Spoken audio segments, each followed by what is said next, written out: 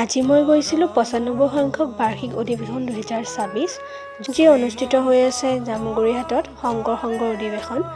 ইয়াত বহুতো ভক্তৰ সমাগম ঘটিছে আৰু আহি বহুত বেছিয়ে ভাল লাগিছে, যিহেতু এই অধিৱেশন প্ৰতি বছৰে বেলেগ বেলেগ জিলাত অনুষ্ঠিত হয় আৰু এইবাৰ আমি সৌভাগ্যৱান যে এই অধিৱেশন এইবাৰ তেজপুৰ জিলাত অনুষ্ঠিত হৈছে আৰু ইয়াত সকলোৰে বাবে থকাৰ বাবে ব্যৱস্থা আৰু খাদ্যৰ বাবেও ব্যৱস্থা কৰা হৈছে আৰু ধুনীয়াকৈ থাকিবৰ বাবে শিবিৰ পাতি দিয়া হৈছে। চাৰিওফালে কেৱল ভক্ত আৰু ইয়াত এখন স্বদেশী মেলাও হৈছিলে।